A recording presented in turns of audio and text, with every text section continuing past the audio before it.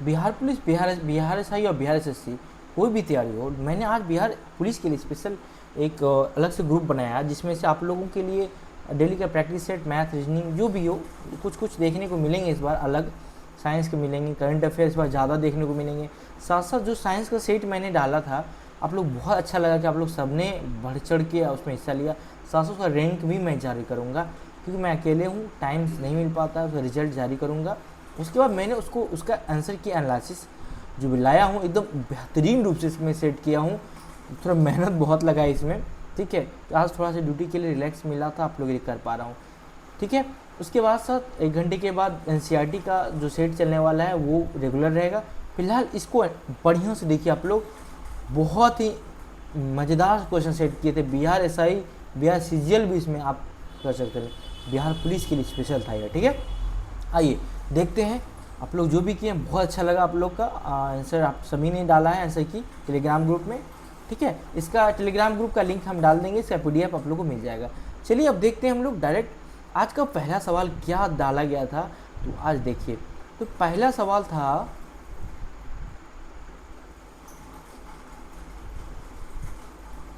तो पहला सवाल दिया गया था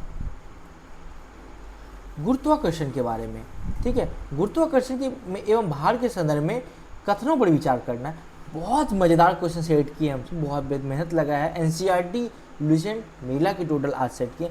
यही लेवल आपका एग्जाम में रहने वाला है, ठीक है। अच्छा लगे तो बताना ही कमेंट में कि हाँ अच्छा है, मज़ेदार। यही अगर बढ़िया लगे तो थोड़ा शेयर कर देना सभी के पास, जो भाई मेरे नहीं जुड़ पाए वो जुड़े। एक कंपटीशन का माहौल रहेगा ना तो ज़्यादा मज़ा आएगा, आप अपने लेवल को आंक पाइएगा कि हाँ, क्योंकि 20 लाख लोगों से लड़ना है आपको, और दरोगा वाले आप लोगों को लगभग 10 लाख लोगों से लड़ना है। सीजीएल का वही हाल है। चलिए आप देखते हैं। पृथ्वी केंद्र पर किसी वस्तु का भार शून्य होता है, द्रव्यमान स्थिर रहता है, विषुवत रेखा पर गुरुत्वीय त्वरण 0 का मान ध्रुवों की तुलना में कम होता है। आइए इसका आंसर 1 और 2 दोनों लिए हैं। क्या लिए हैं अब देखिए, आप पहले यहाँ पर देखिए कि पृथ्वी का जब केंद्र पे जाइएगा ना, वहाँ पर जी का मान 0 होता है। अब जी का मान 0 हुआ तो आपको पता होता है वेट मतलब भार बराबर एम इंटू जी, अच्छी तरह पता है आपको। अगर जी 0 हो गया तो द्रव्यमान कुछ भी रहे कोई फर्क नहीं पड़ता है, पूरा भार 0 हो जाएगा। जैसे जैसे पृथ्वी के ऊपर जाइएगा जी का मान घटते जाता है, जी का मान घटते जाएगा तो भार घटते जाता है। क्लियर हो गया। आप देखते होंगे अंतरिक्ष में एक समय ऐसा होता है, आपको पता होगा जी का मान वहाँ पे न्यूनतम होता है। अब आते देखते हैं हमारे भूमध्य रेखा पर। भूमध्य रेखा पर हमारा जी का मान क्या होता है, न्यूनतम होता है, और हमारे ध्रुवों पर जी का मान महत्तम होता है। आप लोगों को साथ साथ कॉपी पेन लेके एक डिटेल्स लिखते जाना, सुनते जाना, मैं एक अलग लेवल से आप लोगों को करवाने वाला हूँ, ठीक है। तो वेट समझ गए, एम इंटू जी, जी 0, इसीलिए वहाँ पर हमारे पृथ्वी केंद्र में अगर जी 0 है तो भार भी 0 होता है, लेकिन द्रव्यमान कभी नहीं बदलता है कहीं भी, ठीक है। द्रव्यमान स्थिर रहता है, ठीक है। समझ में क्लियर हो गया। यही चीज़ का क्या है कि वस्तु का भार शून्य होता है लेकिन द्रव्यमान स्थिर होता है, ठीक। पहला सही है। जी का मान ध्रुवों, अब यही कह रहा अगला स्टेटमेंट, विषुवत रेखा पर गुरुत्वीय त्वरण का मान ध्रुवों की तुलना में कम होता है। तो ध्रुवों पर ज़्यादा है तो विषुवत रेखा पर कम है, ध्रुवों पर ज़्यादा है। आपको आगे में एनसीईआरटी बताने वाले हैं, अगर 30 गुना स्पीड चलेगा, 17 गुना स्पीड चलेगा तो क्या होता है वो भी मैं बताऊंगा। टी बराबर 2πL/g सब बताने वाले हैं, आगे देखते जाइए। एनसीईआरटी पढ़िए, हर वीडियो को देखिए, बहुत मजा आएगा। अब देखिए यही चीज़ विश्लेषण नीचे दिया गया है। पृथ्वी पर जी का मान 0 होता है, इसलिए एम इंटू जी शून्य हो जाता है, किंतु द्रव्यमान एम हमेशा अपरिवर्तित रहता है। पृथ्वी का घूर्णन दीर्घवृत्ताकार आकृति के कारण जी का मान भूमध्य रेखा पर न्यूनतम और ध्रुव पर अधिकतम। तो ऐसा क्यों हुआ, भूमध्य रेखा पर न्यूनतम और ध्रुवों पर अधिकतम क्यों हुआ, ये इसके अगर आगे सवाल देखने को मिल सकता है, ये दीर्घवृत्ताकार आकृति के कारण, ठीक है। क्लियर हो गया। चलिए आगे देखते हैं। रॉकेट का प्रक्षेपण और जेट विमान का उड़ना किस भौतिक राशि को होता है। आपको अच्छी तरह पता है न्यूटन का 3rd लॉ, रेखीय संवेग संरक्षण। आपको पता होगा जब हमारा यान उड़ता है, नाव पे हम लोग ऐसे पीछे की ओर खेलते हैं तो आगे पीछे की ओर गति करता है। हम लोग जब जंप करते हैं नाव से तो पीछे की ओर गति करता है। तो बहुत सारे जब हम लोग धरती पे पैर मारते हैं तो हमारा भी थर्ड लॉ, तो ये न्यूटन का तीसरा नियम है रेखीय संवेग संरक्षण। ठीक है, भौतिक राशि संरक्षण का आधारित है जेट का विमान। ठीक है, इसी को संवेगी संरक्षण सिद्धांत बोलते हैं। देखिए विस्तृत नियम, रॉकेट का जेट इंजन तीव्र गति से गैसों के बाहर निकलते हैं जिसे न्यूटन की तृतीय गति होता है। अगला क्वेश्चन हम लोग देखेंगे ध्वनि तरंग के बारे में संचरण के संदर्भ में। आप लोग अच्छी तरह पता है कि ध्वनि तरंग, हमारा जो ध्वनि तरंग है यह यांत्रिक तरंगे हैं। कैसी तरंगे हैं? यांत्रिक। और इस तरंगों के लिए माध्यम की आवश्यकता होती है, और माध्यम ठोस, द्रव और गैस। ठोस में अधिक, द्रव में कम और गैस में उससे भी कम होता है ध्वनि की संचरण। क्योंकि किस वजह से? प्रत्यास्थता और प्रत्यास्थता और घनत्व की वजह से। तो ठीक है, आप लोग लिख लीजिएगा प्रत्यास्थता और घनत्व की वजह से। आइए यहाँ पे विस्तृत देखते हैं। यांत्रिक अनुदैर्ध्य तरंग है। कैसी तरंग है? यांत्रिक अनुदैर्ध्य तरंग है, लेकिन प्रकाश अनुप्रस्थ तरंगें होती है जिसे गमन के लिए द्रव माध्यम की आवश्यकता होती है, घनत्व अधिक होने के कारण ये है। ठीक है, अगला क्वेश्चन देखेंगे। 0 से 10 डिग्री सेंटीग्रेड तक गर्म किया जाता है तो आयतन पर क्या प्रभाव पड़ेगा? ये बहुत मजेदार क्वेश्चन है। अक्सर आप लोग पढ़ते हैं मछली क्यों उधर बर्फ के अंदर जीवित रहती है, ऐसा क्यों? आज बताते हैं। 0 से 4 डिग्री सेंटीग्रेड तक जब हम लोग गर्म करते हैं, सुनिए कहानी, 0 से 4 डिग्री जब गर्म करते हैं होता क्या है? आयतन घटता है लेकिन इसका घनत्व बढ़ जाता है। देखिए पहले सुनिए फिर से, यहाँ पे देखिए इसे दिया हुआ है, आप लोग समझ। 0 से 4 डिग्री गर्म करने पर जल क्या होता है? सिकुड़ जाता है, यानी जल सिकुड़ा तो घनत्व, अभी बोले घनत्व बढ़ता है, आयतन न्यूनतम। तो क्या होता है? 0 से 4 डिग्री जब चलता है 1 2 3 4, तो घनत्व जो है घनत्व बढ़ते चल जाता है। 4 डिग्री सेंटीग्रेड तक घनत्व बढ़ता है और आयतन जब उल्टा काम करता है। याद रखना है 0 से 10 डिग्री सेंटीग्रेड में जो भी होता है हमेशा घनत्व और आयतन एक दूसरे के एकदम अपोजिट कार्य करते। अगर घनत्व बढ़ेगा तो आयतन घटेगा। तो यही हुआ, 0 से 4 डिग्री सेंटीग्रेड तक घनत्व घटा, आयतन बढ़ा। ठीक, अब 4 डिग्री से 10 डिग्री सेंटीग्रेड तक क्या हुआ? उल्टा होना शुरू हो जाता है। यहाँ से आयतन बढ़ना शुरू होता है, आयतन बढ़ता है और घनत्व घटते चले जाता है। ऐसे ही डायग्राम मैं जब एनसीईआरटी पढ़ाऊंगा आपको, वहाँ पढ़िएगा, अभी आगे हम पढ़ाने वाले हैं, बहुत मजा आने वाला है, वहाँ पढ़ेगा। तो ये देखिए, घनत्व अधिकतम, आयतन न्यूनतम। 4 डिग्री 10 से जाने पर समान द्रव्यों की भांति आयतन बढ़ता है। यानी जो हमारा द्रव्य सिंपल द्रव्य है, जैसे ही हम लोग गर्म करते हैं तो क्या होता है? समझिए, आयतन बढ़ता है। देखिए जैसे हम लोग गर्म करते हैं पानी को, आयतन बढ़ जाता है, घनत्व घटता है। लेकिन 0 से 4 डिग्री सेंटीग्रेड तक एक अपोजिट कार्य होता है। याद रखना है, 4 से 10 के बाद नॉर्मली गर्म करने के बाद पानी आयतन बढ़ता है, आयतन बढ़ेगा तो घनत्व घटेगा। लेकिन 0 से 4 में उल्टा है, घनत्व बढ़ेगा आयतन घटेगा। इसीलिए मछलियाँ यहाँ पे जीवित रहती है। तो अब अगर पूछेगा 0 से 10 डिग्री सेंटीग्रेड तक आयतन के बारे में पूछा है, कल को घनत्व पूछ लेगा। तो याद रखिए, आयतन पहले क्या हुआ, अगर घनत्व ऐसे पहले क्या हुआ? घनत्व, ये घनत्व का डायग्राम बना रहे हैं। घनत्व पहले बढ़ा, आयतन घटा। अब 4 से 10 में घनत्व क्या होगा? घनत्व घटेगा, आयतन बढ़ेगा। तो पूछा किसका है? आयतन का। तो आयतन पहले क्या है? आयतन पहले घटा है फिर बढ़ा है। तो ये रहा आयतन। यही कॉन्सेप्ट आपको क्लियर करना है और मजा आने वाला है। प्रकाश के प्रवर्तन, अपवर्तन और पूर्ण आंतरिक परावर्तन सदन विचार करें। अच्छी तरह पता है आपको अपवर्तन क्या होता है, परावर्तन क्या होता है, पूर्ण आंतरिक परावर्तन। मैं इसके बारे में भी डिटेल्स एनसीईआरटी में पढ़ाऊंगा कि एक समय ऐसा होता है जब अपवर्तन होने सीधी मुड़ जाती है किरणें और ये टोटल आपस में एक अंदर में ऐसे ऐसे घूमने लगता है, जिसकी वजह से इसको पूर्ण आंतरिक परावर्तन, हीरा का चमकना वही होता है। ठीक है, तो केवल एक सही है, हीरे का अतिरिक्त चमकना पूर्ण आंतरिक परावर्तन का उदाहरण है। ऑप्टिकल फाइबर प्रकाश के अपवर्तन सिद्धांत पर क्या करता है? बिल्कुल नहीं, ऑप्टिकल फाइबर भी पूर्ण आंतरिक परावर्तन पे। ये इसका 5 का आंसर ये हो गया। छठा का हो गया। अगर आप लोग नहीं देखे हैं तो इसको अपना आंसर इसमें बताएं, अगर टेलीग्राम पे नहीं है तो। अगर नहीं है, अगर आप लोग वीडियो देख रहे हैं तो अपना आंसर यहीं बताएं, रोक के वीडियो को आंसर बताना है, ठीक है। सही उत्तर ए और बी, ठीक है। इसका देखिए क्यों होता है, एक सही है। क्रांतिक कोण बहुत कम तापमान 24 पॉइंट होता है। सुनिए, हीरे का क्रांतिक कोण यहाँ देखिए, मैंने बहुत डीपली इस पर सेट क्वेश्चन आंसर जो सेट किए हैं, हम बहुत समय लिए हैं, बहुत एक अलग लेवल से सेट किया। आप देखिए मजा आएगा आपको। 24 डिग्री सेंटीग्रेड होता है हीरे का क्रांतिक कोण, लिख लेना है। कथन 2 गलत है। गलत है क्या, मैंने बता दिया, आगे देखना है। वाहनों में साइड मिरर के रूप में किस दर्पण का उपयोग, उत्तल दर्पण, क्योंकि मैंने बताया था प्रतिबिंब सीधा बनता है और साथ साथ छोटा बनता है। इसका दृष्टि क्षेत्र बहुत बड़ा होता है और चालक पीछे विस्तृत यातायात दिखाई देता है। अगली बार बिहार एसआई मेंस में दे सकता है उत्तल दर्पण क्यों यूज करते हैं। 3 स्टेटमेंट, पहला प्रतिबिंब सीधा बनता है, दूसरा प्रतिबिंब बड़ा बनता है, छोटा बनता है, याद रखना है। इसका दृष्टि क्षेत्र बहुत कम होता है, नहीं बहुत ज़्यादा होता है, ठीक है। यही चीज़ आपको अलग करती है सबसे। विद्युत धारा के उपकरण के संदर्भ में ज्ञात विचार कीजिए। विद्युत धारा एमीटर को परिपथ में श्रेणी क्रम तथा वोल्ट मीटर को समांतर क्रम में जोड़ते हैं, बिल्कुल सही।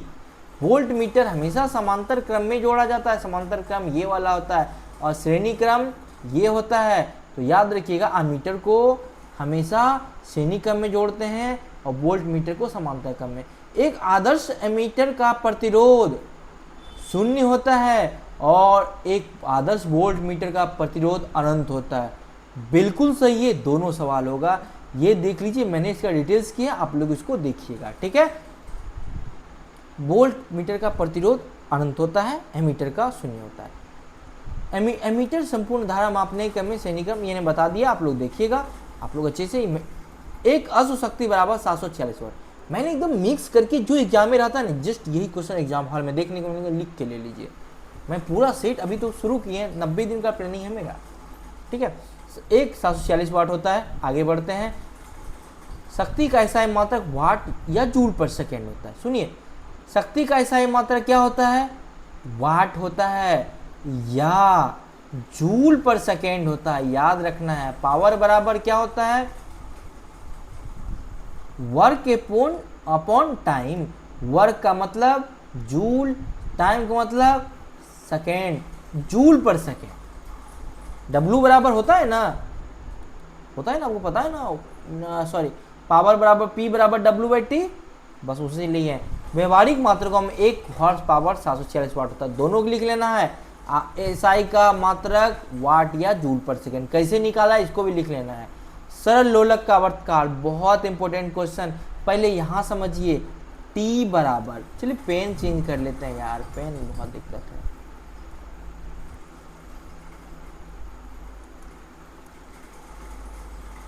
रेड पेन ले लेते हैं, ठीक है। चलिए, टी बराबर आवर्तकाल बराबर, अक्सर पूछते हैं ना, गर्मियों में सुस्त हो जाती है और सॉरी क्यों ठंड में सुस्त हो जाता है, गर्मियों में बढ़ जाता है। आइए हम थोड़ा सा यहाँ पे क्लियर कर देते हैं। टी बराबर 2 पाई ये वर्गमूल में घन, जिसको रूट बोलते हैं, एल बटा जी। अब टी जो है ये, अब समझ लीजिए 2 पाई, अभी हम इसको हटाते हैं। टी बराबर एल बटा जी, कुछ समझ में आया। एल एकदम डायरेक्टली, अगर एल लंबाई बढ़ेगा तो आवर्तकाल बढ़ेगा, अगर लंबाई घटेगा तो आवर्तकाल घटेगा। जी बढ़ेगा, जी का मान बढ़ेगा तो आवर्तकाल घटेगा, जी का मान घटेगा तो आवर्तकाल बढ़ेगा। ये उल्टा है, ये डायरेक्ट है। क्लियर। अगर आपको समीकरण बना के दें तो टी बराबर डायरेक्टली प्रोपोर्शनल एल, अगर दूसरा समीकरण टी डायरेक्टली इनवर्सली प्रोपोर्शनल 1 बटा जी। समझ में आता है आप लोग को, जो समझ में आता है यही चीज़ है, समझते जाइए। इसी को मैंने अलग अलग कर दिया। अब देखिए, आप सुने होंगे ना, अगर जाके अंतरिक्ष में गाड़ियाँ क्यों बंद पड़ जाती है, होता क्या है, वहाँ पर जी का मान 0 हो जाता है। आप देखते हो पृथ्वी के केंद्र पर जी का मान 0 होता है, जैसे जैसे ऊपर उठते जाइएगा और माइनस होते चले जाता है, ठीक है। केंद्र में 0, ऊपर जाइएगा जी का मान बढ़ता है, नीचे भी जाइएगा जी का मान बढ़ता है। ठीक, जब जी का मान बढ़ा तो जी का मान बढ़ा तो आवर्तकाल ये क्या होगा, घटेगा। एक समय ऐसा होता है तो जी का मान महत्तम हो जाता है और ये शून्य पड़ जाता है। इसको थोड़ा सा हम बताएंगे, थोड़ा सा मुझे भी हल्का सा कुछ कन्फ्यूजन है तो मैं क्लियर कर दूंगा, ठीक है, जो एनसीईआरटी पढ़ा हूँ क्लियर कर दूंगा। फिलहाल इसको देखना है टी एल बटा जी। अब ये क्या हो रहा है, एल यहाँ पे यही चीज़ मैंने क्लियर कर दी। अब यहाँ पे आए लोलक का द्रव्यमान आवर्तकाल, आवर्तकाल टी होता है, गोलक के, गोलक नहीं होगा लोलक, लोलक के द्रव्यमान और पदार्थ पर निर्भर नहीं करता है। आइए देखते हैं क्या लोलक का आवर्तकाल द्रव्यमान पर निर्भर करता है द्रव्यमान में यहाँ कुछ, क्या निर्भर किस पे करता है, एल लंबाई और सिर्फ जी पर, यानी कि पहला ऑप्शन सही है। देखिए इसी फार्मूला में छिपा हुआ है ना, इसी फार्मूला में छिपा हुआ है ना एल बटा जी, यानी कि द्रव्यमान पदार्थ पर निर्भर कोई दिक्कत नहीं है। गर्मियों में लोलक की लंबाई बढ़ने से लोलक सुस्त हो जाती है, बिल्कुल सही। अब देखिए आवर्तकाल, गर्मी में आप देखते होंगे कोई भी चीज़ ठंडा में क्या होता है, सिकुड़ता है, गर्मी में फैलता है। जब गर्मी में घड़ी की सुइयाँ बड़ी हो गई, फैल गया, तो ये क्या होता है, ये लंबाई बढ़ गया। जब लंबाई बढ़ेगा तो आवर्तकाल क्या होगा, बढ़ेगा, समझ रहे हैं। लेकिन ठंड में सिकुड़ के छोटा हो जाता है, अगर ये छोटा हो गया तो आवर्तकाल क्या होगा, घटेगा। तो यही कह रहा है गर्मी की में लंबाई बढ़ता है, अभी मैंने ठंड में सिकुड़ता है, आपको पता है ना सिकुड़ता है, तो बढ़ने से लोलक क्या हो गया, सुस्त पड़ जाएगा।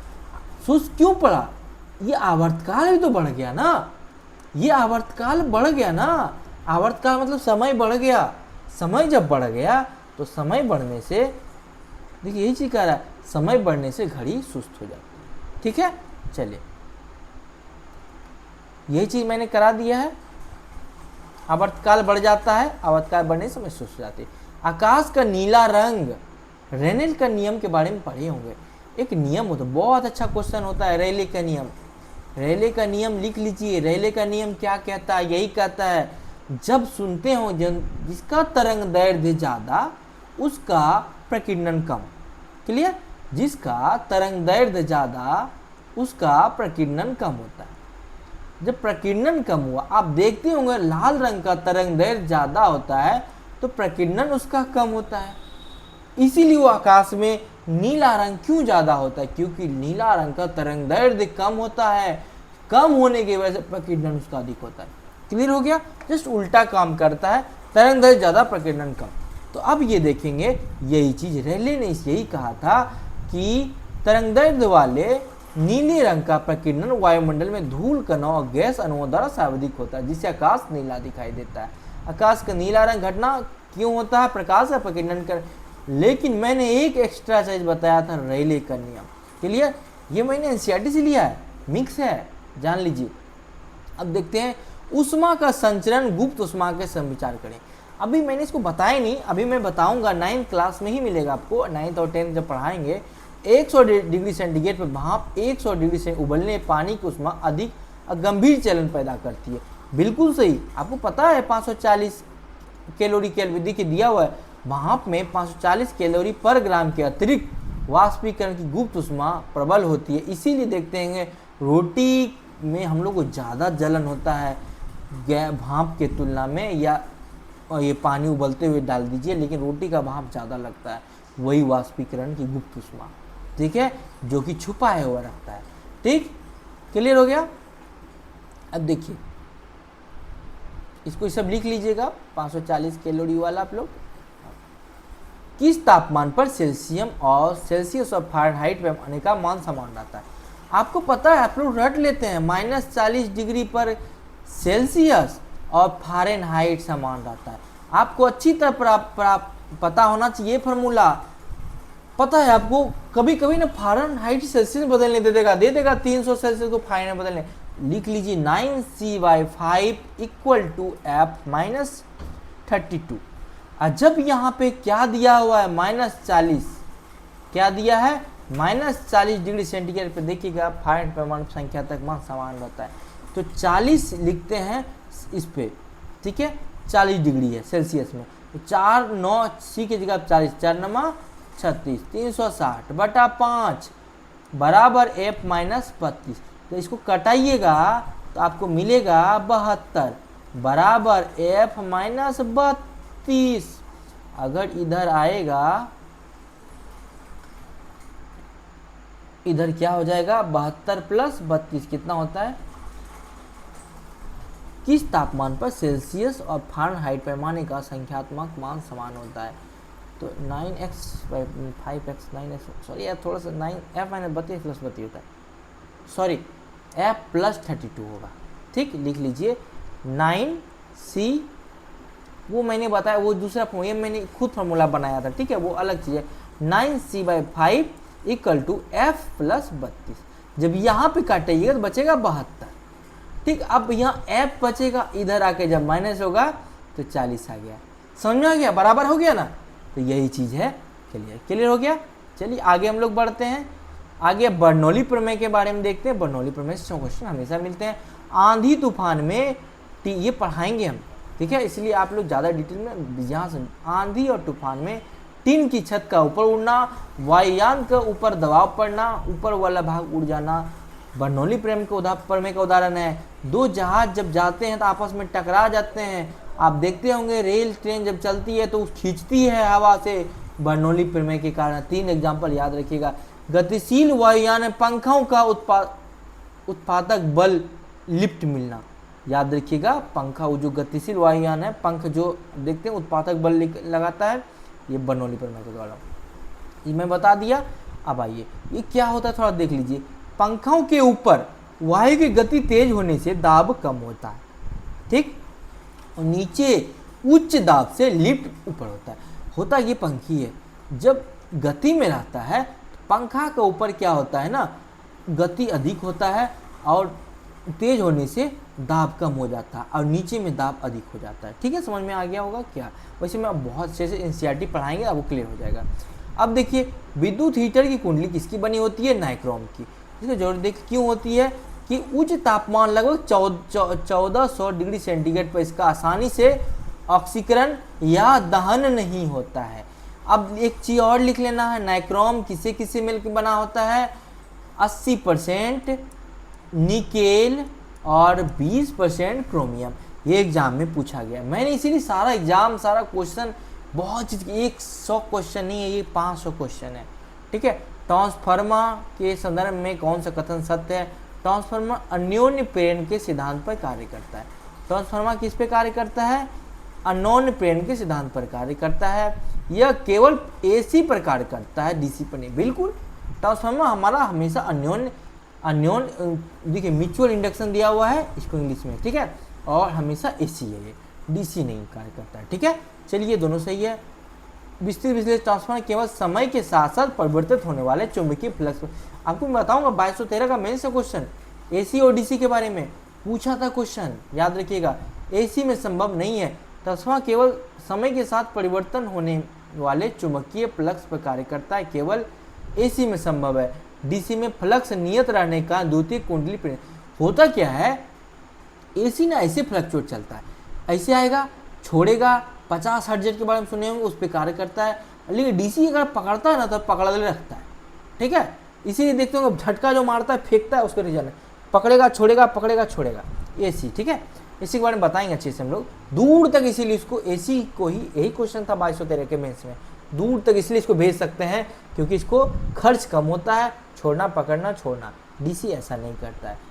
पृथ्वी की सतह पर किसी वस्तु का पलायन हुए 11.2 किलोमीटर पर सेकेंड। जब किसी वस्तु को 11 किलोमीटर पर सेकेंड से फेंकेंगे तो धरती पे नहीं आएगा। चंद्रमा पर लिख लीजिए 2.38 किलोमीटर पर सेकेंड। पृष्ठ तनाव के बारे में देखेंगे, वर्षा की बूंदें पृष्ठ तनाव का गोलाकार करती, बिल्कुल सही है। जल में साबुन या डिटर्जेंट मिलाने से जल का पृष्ठ तनाव बढ़ता है, नहीं। आप देखते होंगे हमारे कपड़े में गंदगी रहता है, जो साबुन देते हैं तो पृष्ठ तनाव बढ़ने के बजाय नहीं घट जाता है, जिससे साफ होता है कपड़ा। ठीक है, एक सही इसमें केवल ए सही है। ठीक है, मनुष्य कान की सर्व आवृत्ति सीमा कितनी होती है, 20 से 20,000 हर्ट्ज तक। उससे नीचे कौन सुनता है, उससे ऊपर कौन सुनता है, ये देखते हैं। मानव कर्ण हमारा 20,000 हर्ट्ज 20 kHz को ही 20 हर्ट्ज बोलते हैं। ठीक है, ध्वनि को सुन सकते हैं। 20 हर्ट्ज के नीचे को इंफ्रासोनिक और 20 हर्ट्ज के ऊपर को अल्ट्रासोनिक कहते हैं। आपको स्टेटमेंट बना के दे देंगे, इंफ्रासोनिक 20 हर्ट्ज से नीचे, 20 हर्ट्ज से नीचे इंफ्रा और 20 हर्ट्ज से ऊपर अल्ट्रा। कौन सुन सकते हैं? कुत्ता बिल्ला को पढ़े में पता होगा, वैसे मैं बताऊंगा। अभी आप क्वेश्चन सेट देखिए, डीपली एनसीईआरटी पढ़ाने वाले आप लोग देखिएगा। ठीक है, निकट दृष्टि दोष एवं लेंस के संदर्भ में कौन सा सही है? निकट दृष्टि दोष अवतल लेंस लगता है, दूर दृष्टि दोष में उत्तल लेंस लगता है। बिल्कुल सही है। एक बार बिहार एसआई मध्य से सिपाही में पूछा था बाइफोकल लेंस के बारे में, 2 चश्मा लगा रहता है, देखते होंगे इस तरह का कटाव रहता है बीच से, नीचे वाला किस लेंस से बना आता, ऊपर वाला किस लेंस से। 10th के एनसीईआरटी में ये बताएंगे, मैंने बहुत बार बताया। ठीक है, आइए परमाणु रिएक्टर। ठीक है, मायोपिया को ही अवतल लेंस जो लगता है उसको मायोपिया बोलते हैं, निकट दृष्टि उसको। ठीक है, होता क्या है, इसमें रेटिना पहले ही बन जाता है, इसमें प्रतिबिंब रेटिना के पहले बनता है, अवतल लेंस लगाते हैं। हाइपरमेट्रोपिया के निकट वस्तु स्पष्ट नहीं दिखती है, प्रतिबिंब रेटिना। सुनिए, ये आँख है, होता क्या है, कभी कभी आगे में ही बन जाता है, देखिए रेटिना के पहले ही बन जाता है, और कभी कभी रेटिना के पीछे बनता है, इसीलिए इसको देखते होंगे क्लियर नहीं दिखता है नज़दीक का चीज़, लेकिन अवतल में दूर का चीज़ नहीं दिखता है। मैं इसे पढ़ाऊँगा। ठीक है, परमाणु रिएक्टर में मंदक के रूप में भारी जल का एवं ग्रेफाइट, याद रखिएगा बिहार एसआई में क्वेश्चन पूछा गया था, बिहार पुलिस में भी पूछा गया था। मंदक कार्य विखंडन एवं उत्पन्न न्यूट्रॉनों गति धीमा करना। मंदक क्या करता है, न्यूट्रॉन गति को जो 3 भाग में निकलता है, 2 को संचित कर लेता है। आप देखते हैं हमेशा ऐसे निकलता है, हमेशा विखंडन और नियंत्रित विखंडन होता है, इसको नियंत्रित विखंडन बनाते, नियंत्रित में तब्दील करते हैं। यही इसका मंदक का कार्य करता है, धीमा करना, ताकि श्रृंखला विक्रिया बनी रहे। कैडमियम और बोरान क्षण का उपयोग नियंत्रक क्षण के रूप में करते हैं, याद रखिएगा, कैडमियम या बोरान नियंत्रक क्षण। ग्रेफाइट भारी जल मंदक का कार्य करता है। ठीक है, प्रकाश का वर्ण विक्षेपण के समय विचार करें। प्रिज्म से गुजरने वाले लाल रंग का विचलन सबसे कम होता है, बैगनी रंग का अपवर्तनांक विचलन सबसे अधिक। मैंने ये चीज बता दिया था, जिसका अपवर्तनांक ज्यादा उसका तरंग दैर्घ्य कम। ठीक है, एक सेकेंड, प्रिज्म से गुजरने पर विचलन सबसे कम होता है। प्रकाश का वर्ण विक्षेपण के देखिए, बैगनी के रंग का अपवर्तनांक और विचलन सबसे अधिक होता है। अब देखिए, अपवर्तनांक और तरंग दैर्घ्य अंतर होता है, जिसका अपवर्तनांक ज़्यादा उसका तरंग दैर्घ्य कम, वर्ण विक्षेपण उसका ज़्यादा। मैंने पीछे बताया था, रेड उसका उल्टा है, तरंग दैर्घ्य ज़्यादा होता है, उसका अपवर्तनांक कम होता है। ठीक है, बिल्कुल, अपवर्तनांक वर्ण विक्षेपण डायरेक्ट रहता है, तरंग दैर्घ्य उल्टा रहता है, इसलिए रेड कलर का विक्षेपण कम होता है, अपवर्तनांक कम होता है। कौशी के सूत्र अनुसार देखिए, लाल रंग का तरंग दैर्घ्य शाब्दिक होने का अपवर्तनांक और विचलन न्यूनतम होता है। यही तो मैं विचलन बोले न्यूनतम होता है, जिससे आकाश नीला रंग क्यों होता है, बैगनी रंग का विचलन सर्वाधिक होता है। ठीक है, याद रखिएगा। प्रकाश क्योंकि देखते होंगे हमारा पूरा पृथ्वी समुद्र जल होता है यहाँ पे, इसलिए नीला रंग होता है, वो ज़्यादा फैलाता है। ठीक है, प्रकाश वर्ष निम्नलिखित किसका मात्रा है, खगोलीय दूरी का। आगे हम लोग देखते हैं, यहाँ पे याद रखना 9.46 इंटू 10⁻15 मीटर पर सेकेंड मीटर है। ठीक है, और किलोमीटर में क्या होगा, सुनिए एक चीज और, यहाँ भी कंफ्यूजन होता है। एक प्रकाश वर्ष, देखिए प्रकाश द्वारा निर्वात में 1 वर्ष में चली गई कुल दूरी को 1 प्रकाश वर्ष कहते हैं। ये जो प्रकाश चलता है निर्वात में 1 वर्ष में कुल दूरी, यही प्रकाश वर्ष है। अब प्रकाश वर्ष का मात्रक होता है 9.46 × 10⁻15 मीटर। कभी कभी आप फंस जाते हैं, किलोमीटर में बदलने के लिए मीटर को किलोमीटर से जब मीटर में बदलते हैं तो 1000 से गुना करते हैं, लेकिन जब मीटर से किलोमीटर बदलते हैं तो 1000 से भागा करते हैं। ठीक है, तो एक भाग करेंगे 10⁻3 घटा देंगे तो बचेगा 10⁻12 किलोमीटर। क्लियर हो गया। चलिए, अर्धचालकों में अशुद्धि मिलाने पर विचार करें। शुद्ध सिलिकॉन में त्रिसंयोजी तत्व बोरान मिलाने पर पी प्रकार के अर्धचालक बनते हैं। ये बिल्कुल सही है। शुद्ध सिलिकॉन में 5 संयोजी तत्व एन प्रकार के आप सुने होंगे, एन पी एन अर्धचालक, एन पी एन ट्रांजिस्टर, वो जो ट्रांजिस्टर बनते हैं तो वो बताएंगे। फिलहाल देखिए अर्धचालक, थोड़ा सा समझिए। चालक, चालक में जब आप टेम्परेचर बढ़ाइएगा, टेम्परेचर बढ़ाने के उसमें जो कण होते हैं वो आपस में ऐसे ऐसे ऐसे ऐसे गति करते हैं, जिसके वजह से यहाँ पे चालकता कम हो जाता है। यहाँ से अच्छे से इसका प्रतिरोध ज़्यादा उत्पन्न हो गया ना, जिससे चालकता कम। लेकिन अर्धचालक में उल्टा है। अर्धचालक में जब चालकता बढ़ाइएगा तो चालकता बढ़ाने के तापमान जब बढ़ाइएगा तो उसका चालकता बढ़ जाता है और प्रतिरोध कम हो जाता है। क्लियर हो गया? चलिए, यही चीज़ है दिया हुआ शुद्ध सिलिकॉन में त्रिसंयोजी तत्व, जिसको बोरान बोलते हैं, संयोजी सॉरी संयोजी तत्व बढ़ाए थे, संयोजन लास्ट में कितना रहता है 3 बोरान, आपको निकालने बताइए, पिछली वीडियो जाकर देखिए। तो 3 संयोजी तत्व बोरान मिलाने पर पी प्रकार के अर्धचालक बनते हैं। शुद्ध सिलिकॉन में 5 संयोजी तत्व, 5 संयोजी बताए थे, जिसमें 5 लास्ट में रहते हैं। फास्फोरस 15 होता है, आप निकाल के देख लीजिए। एन प्रकार के अर्धचालक बनते हैं, यानी दोनों सही है। ठीक है, उसके बाद हम त्रिसंयोजी में कौन कौन है? Boron, aluminium, electron. आप देखते हैं एक वर्ग में बोरॉन वाले वर्ग जो होता है उसमें सबका याद रखिएगा, संयोजन जो होता है, संयुक्ता एक ग्रुप का सबका सेम संयुक्ता होता है। किसी एक ग्रुप का ग्रुप ऐसे ऐसे जो होता है 18 ग्रुप, अगर इस पूरे एक अगर इसका संयुक्ता है तो सबका 1 होगा, इसका 2 होगा, इसका 3 होगा, इसे 4 होगा, फिर इसे घटते जाएगा। ठीक है, तो यही चीज़ कहा गया। त्रिसंयोजी जो बोरॉन, अल्युमिनियम ये सब दिया हुआ है, इसमें होल्स धनात्मक क्वार्टर, फिर इसे बताएंगे आप लोग को, इसे ध्यान रखना है। इसका दोनों आंसर होगा। एनसीईआरटी पढ़ना है, सारा एनसीईआरटी से क्लियर होगा। ध्यान रखना, उच्च विद्युत फ्यूज तार की विशेषता होनी चाहिए, निम्न गलनांक और उच्च प्रतिरोध। अगर ये निम्न गलनांक होगा तभी तो जैसे ही आप परिपथ में ज़्यादा हुआ आया वोल्टेज या कुछ भी, तो ये तुरंत गल जाएगा और शॉर्ट सर्किट नहीं होने से बच जाएगा। तो प्रतिरोध ज़्यादा, गलनांक कम। ठीक है, फ्यूज का तार सीसा और टीन का मिश्र धातु है। किसका? सीसा और टीन का मिश्र धातु है। प्रतिरोध उच्च होना चाहिए।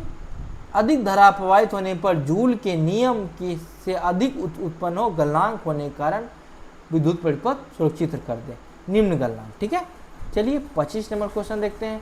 घर्षण बल के संदर्भ में कथनों पर विचार करें। लेटनिक घर्षण का मान सर्पी घर्षण से बहुत कम होता है। लेटनिक घर्षण का मान सर्पी घर्षण से बहुत कम होता है। देखिए, ये लेटनिक घर्षक है और ये सर्पी घर्षण है और ये स्थैतिक घर्षण है। तो सबसे ज़्यादा घर्षण यहाँ, उसके बाद यहाँ, सबसे कम यहाँ, इसीलिए तो चक्का घुड़क पाता है। तो ये क्वेश्चन सही है। मशीन में बॉल बेरिंग का उपयोग सर्पी घर्षण के लिए करते हैं, तो बिल्कुल ये सही है। यहाँ पे देख लीजिए, स्थैतिक सर्पी लेटनिक होता है, बेरिंग संपर्क में क्या करते हैं। ठीक है, उसके 26 नंबर, समुद्र की गहराई और पनडुब्बी से पता लगाने के लिए सोनार तरंग का उपयोग करते हैं। बिल्कुल सही, सोनार पराश्रव्य तरंगे। मैंने बताया अल्ट्रासोनिक 20,000 से अधिक, 20 से कम इंफ्रा, 20,000 से अधिक अल्ट्रा, अब 20 से 20,000 ऑडिबल वेव हम लोग सुन सकते हैं। ठीक है, सोनार का फुल फॉर्म पूछा जाता है, साउंड नेविगेशन एंड रेंजिंग में उच्च आवृत्ति वाली पराश्रव्य तरंगे होती है, क्योंकि ये गहरे जल में बिना प्रकीर्णन सीधी दिशा में जाती है, इसीलिए पराश्रव्य तरंग का उपयोग करते हैं समुद्र गहराई में पनडुब्बी खोजने के लिए। सौर ऊर्जा और सौर सेल में विचार करें। सौर सेल प्रकाश ऊर्जा को सीधे विद्युत ऊर्जा में, बिल्कुल सही है। सौर सेल का निर्माण सिलिकॉन अर्धचालक का उपयोग करते हैं, बिल्कुल सही। अर्धचालक में आप देखते होंगे वो जो बनता है आपका, क्या बोलते हैं, सौर सेल, सोलर प्लेट, सिलिकॉन लग रहता है उसमें। ठीक है, आगे देखते हैं हम लोग, विद्युत चुंबकीय प्रेरण की सिद्धांत खोज किसने किया था? माइकल फैराडे ने। ठीक है, 1831 में माइकल फैराडे ने प्रदर्शित किया, विद्युत चुंबकीय फ्लक्स में परिवर्तित होता है, उससे विद्युत वाहक बल प्रेरित होता है। जनरेटर वो ट्रांसफर, लिख लीजिएगा, जनरेटर ट्रांसफर दोनों विद्युत चुंबकीय प्रेरण पे काम करते हैं। रेडियो एक्टिव विकिरण अल्फा बीटा गुणों की पहचान करें। एक भेदन क्षमता है, एक आयनन क्षमता है। क्या मजेदार क्वेश्चन है, समझ में आ रहा है?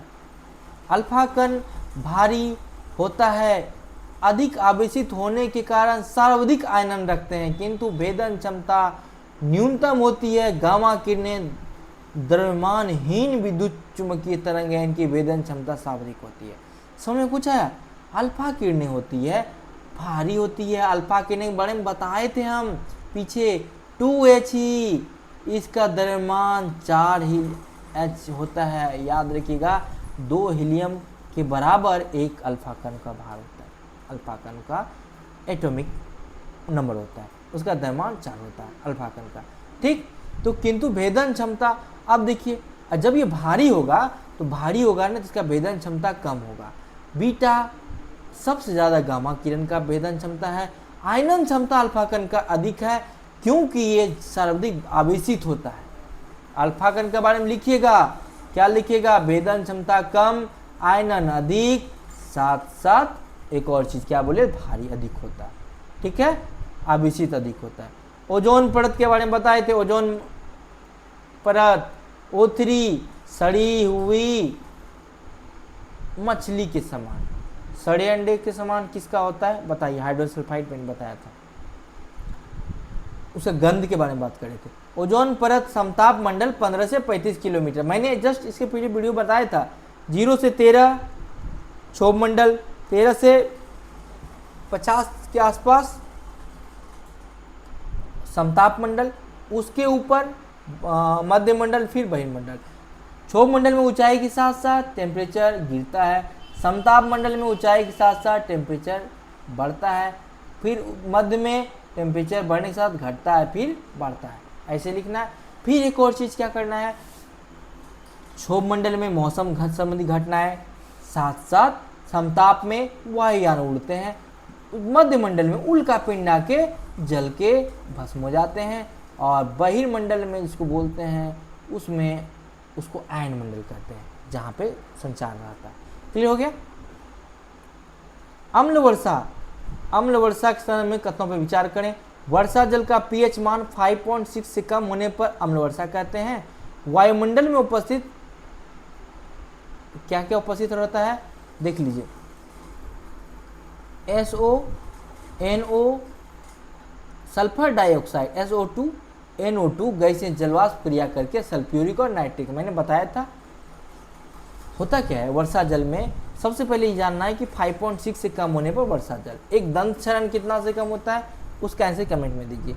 वायुमंडल में उपस्थित सल्फर डाइऑक्साइड और नाइट्रोजन ऑक्साइड जलवाष्प क्रिया करके सल्फ्यूरिक और नाइट्रिक अम्ल बनाते हैं, यही वर्षा अम्ल वर्षा का उदाहरण है। ठीक है, अब देख लीजिए इसका डिटेल। जीवाश्म ईंधन के दहन से मुक्त सल्फर डाइऑक्साइड और नाइट्रोजन ऑक्साइड वायुमंडलीय नमी से मिलकर क्या बनाती है, H2SO4 HNO3, जिसमें वर्षा pH 5.6 से कम हो जाता है।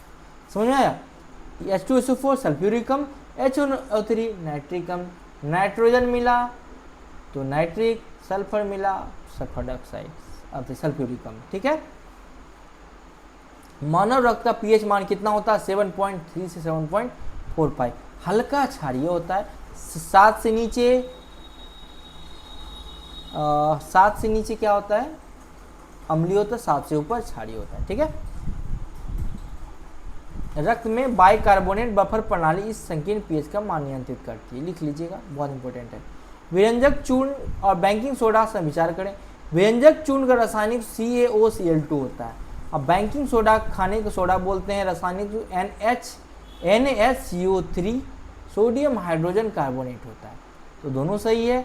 ठीक है, अब आगे देखते हैं 34 प्लास्टर ऑफ पेरिस के बारे में बताया। जिप्सम से ही प्लास्टर ऑफ पेरिस बनता है, 120 डिग्री सेंटीग्रेड पर इसको गर्म करते हैं। आगे हम NCERT पढ़ाएंगे बताएंगे।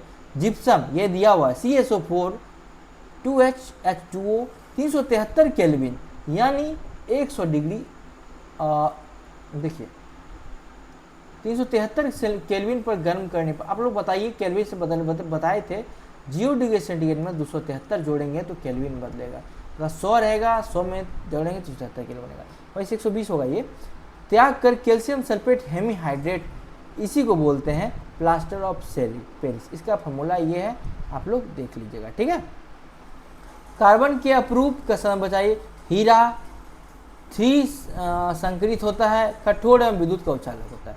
हीरा कैसा होता है? 3D संकरित होता है, और इस कठोर एवं विद्युत के उचालक होते हैं। ग्रेफाइट 2D संकरित होता है, ठीक।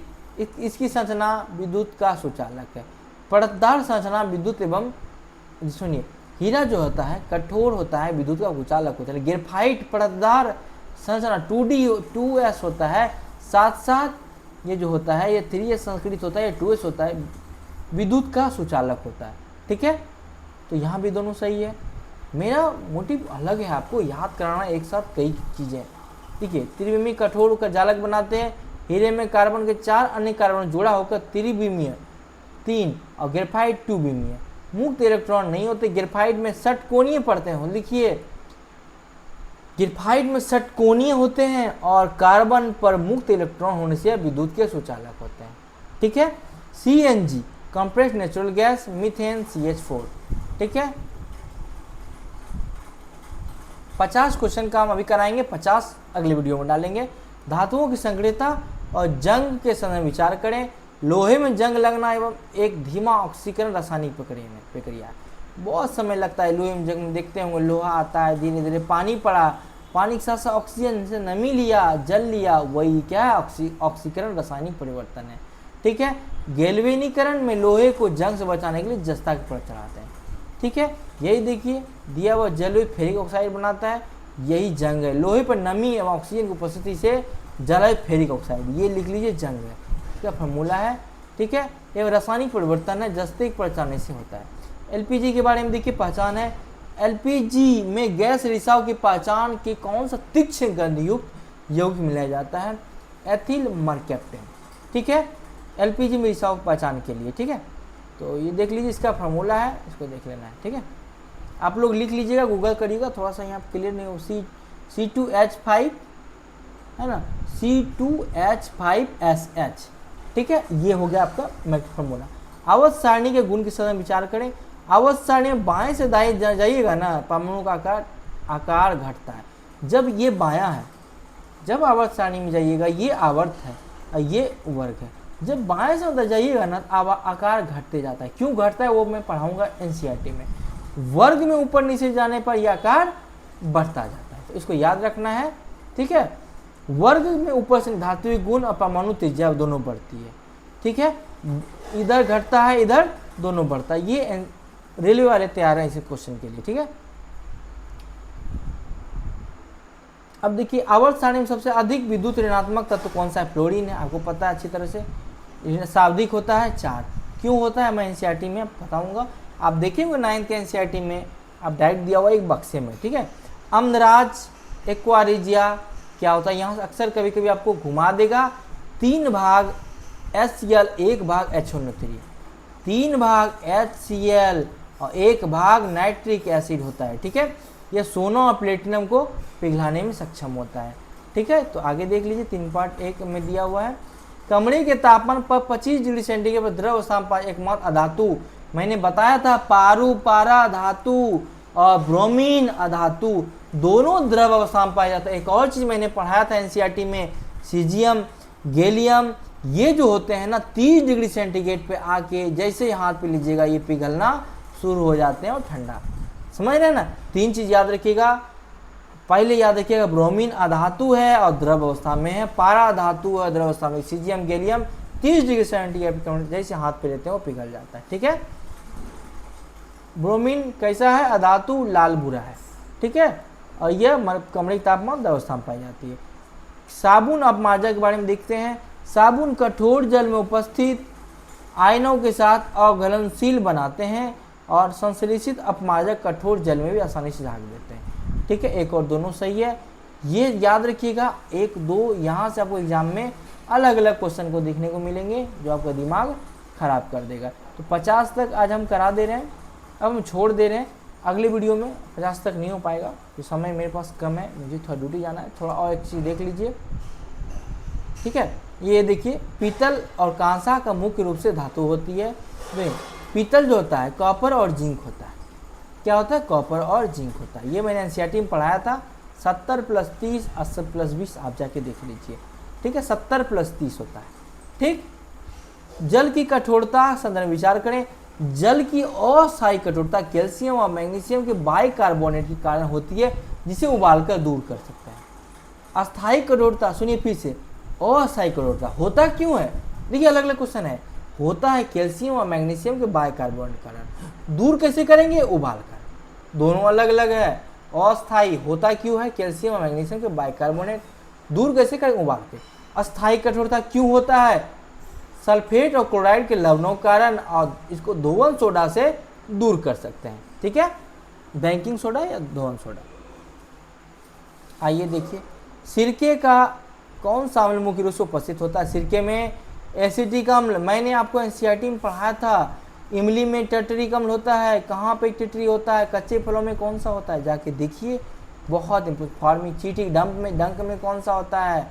ठीक है, ये सब नेटल में कौन सा होता है? नेटल के डंक में एग्जाम में आया है ये सब सवाल। ठीक है, अब देखिए, एसिटिक अम्ल CH3COOH 5.5 से 8% जलीय विलयन को सिरका कहते हैं। यह खाद्य परिरक्षक को स्वाद बढ़ाने में उपयोग लाता है। अब देखिए बहुलक, उनके उस संदर्भ में देख लेते हैं। बहुलक क्या है? टेफ्लॉन नॉन स्टिक बर्तनों की परत होती है। बेकेलाइट विद्युत स्विच और कुकर हैंडल बनाते हैं। बेकेलाइट जो हमारा कुकर का ढक्कन मजबूत होता है, जो गर्म नहीं लगता है, और नॉन स्टिक बर्तन देखते होंगे टेफ्लॉन रहता है। ठीक है, चलिए 48 में चींटी और बिच्छू के डंक में कौन सा अम्ल होता है? अभी बताए थे फॉर्मिक अम्ल। ठीक है, फॉर्मिक अम्ल चींटी और बिच्छू के डंक में होते हैं। चींटी, ततैया, बिच्छू सभी में फॉर्मिक अम्ल पाया जाता है। इसका फॉर्मूला ये रहा, और एक आप कोई से भी खोज के लिख सकते हैं। सीमेंट और कांच का विचार करें। सीमेंट में जिप्सम मिलाने से जमने की गति धीमी हो जाती है। कांच एवं अक्रिस्टलिक, कांच एक अक्रिस्टलिक अस्थिर द्रव है, तो सही है। अब देखिए, सीमेंट में जिप्सम मिलाने से इसकी जमने की गति धीमी होती है। बिल्कुल, जिप्सम क्यों मिलाते हैं? जब हम लोग काम करते हैं सीमेंट का तो तुरंत जम जाएगा। थोड़ा देर चाहिए ना कि भाई कब तक बनाए, फिर पहुंचाए, फिर सेंके, इसीलिए जिप्सम मिलाते हैं कि वो थोड़ा सा धीरे धीरे जमे। ठीक है,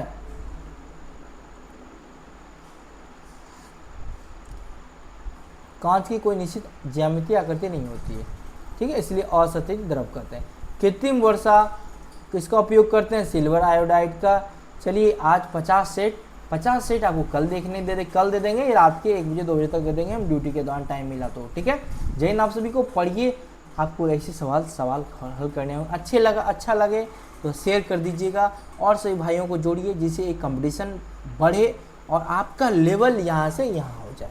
ठीक है, जब तक आप कंपटीशन नहीं बढ़ाइएगा, अपने में खुश रहिएगा, वाह हमारा इतना सही है, एक आप जब मेरिट में जाइएगा तब पता चलेगा। ठीक है, जय हिंद। आप सभी को फिर से फिर मिलते हैं।